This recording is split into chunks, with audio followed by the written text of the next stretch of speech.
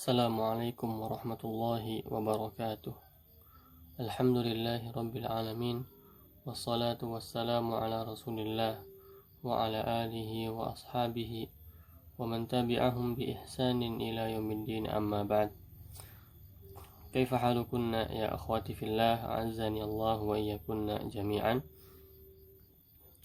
Kita lanjut pelajaran kita di pelajaran fikih, yang mana kita telah masuk ke pembahasan tentang sujudus sahwi. Minggu kemarin kita sudah mengetahui bahwasannya di dalam sholat itu ada 3 macam bentuk pergerakan, atau 3 macam yang harus kita lakukan dalam sholat. Yang pertama adalah rukun, yang kedua adalah wajib, dan yang terakhir adalah sunnah. Tiga-tiganya ini, jika kita meninggalkan salah satu di antara 3 ini, kita harus menggantinya. Ada suatu yang harus kita lakukan ketika kita meninggalkan salah satu di antara 3 ini, rukun atau wajib atau sunnah. Bagaimana kalau kita meninggalkan yang rukun? Bagaimana kalau kita meninggalkan yang wajib? Dan bagaimana kalau kita meninggalkan yang sunnah? Nah, dianjurkanlah di sini ada namanya sujud sahwi. Disyariatkan sujud sahwi ketika ada seorang yang sholat itu meninggalkan sesuatu yang harus dilakukan ketika dia sholat. Sujud sahwi ini disyariatkan di sholat fardu dan juga di sholat nafilah, di sholat sunnah. Dan juga sujud sahwi ini dilakukan ketika kita melakukan sesuatu yang seharusnya kita tidak lakukan. Pertama, ketika kita melakukan sesuatu yang seharusnya kita tidak lakukan di dalam sholat. Misalnya ada tambahan, pertama tadi apa?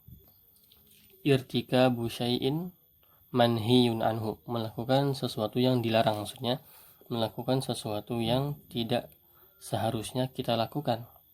Contohnya misalnya ziyadah, kita melakukan penambahan dalam rakaat, penambahan dalam ruku, kemudian kita tambah sujudnya 1 misalnya, bukan 2 kali tapi 3 kali, atau duduknya lebih dari 1 kali, maka kita harus untuk melakukan sujud sahwi. Atau yang kedua, tarkul ma'mur, meninggalkan apa yang harus kita lakukan. Contohnya kita tidak melakukan atau tidak membaca tasbih ketika ruku', atau kita tidak bertasyahud awal, atau kita kurang rakaatnya atau kurang sujudnya, maka kita disyariatkan untuk bersujud sujud sahwi. Nah, kemudian akhwati fillah, kapan kita sujud sahwi?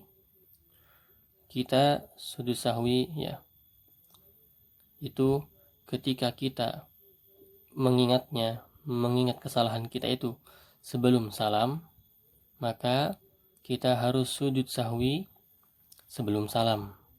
Jadi ketika tahiyat akhir kita baca, sudah baca doa di tahiyat terakhir, jangan salam dulu, tapi kita harus sujud sahwi. Sujud sahwi bagaimana? Sebelum salam, setelah tahiyat kita sujud, baca bacaan sujud yang biasa, tidak ada bacaan khusus untuk sujud sahwi. Baca subhana rabbiyal a'la, subhana rabbiyal a'la.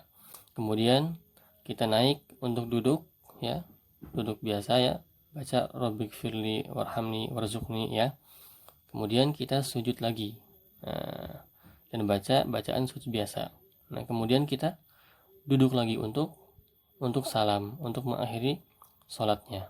Nah, itu ketika seorang ingat kesalahannya sebelum salam. Jika dia mengingatnya setelah salam, ya, tadi bagaimana? Idza tazakkara qabla salam, jika dia tazakkara ingat, ya, ingat kesalahannya, maksudnya qabla salam, sebelum salam. Sajada li sahwi qabla salam, dia sujud sahwi sebelum salam.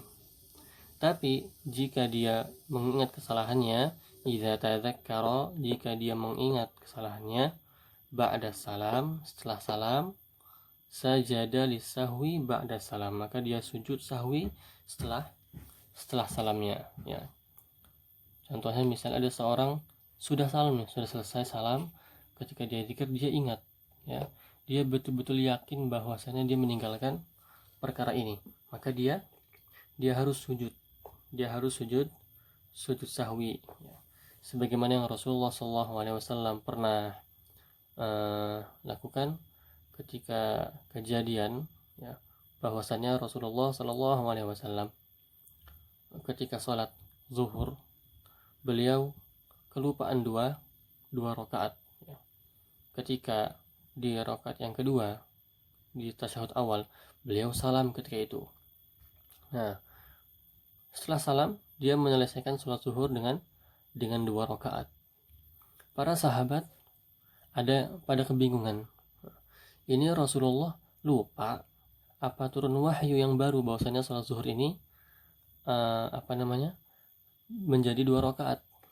Nah, ketika itu tidak ada yang berani menegur Rasulullah SAW. Tiba-tiba ada seorang sahabat yang bertanya.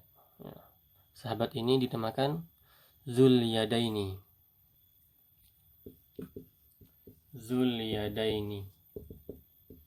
yang mempunyai 2 tangan, maksudnya tangannya itu panjang, ya. Tangannya panjang atau tangan kedua tangannya kuat, suka bekerja, ya. Makanya dibilang Dzul Yadaini.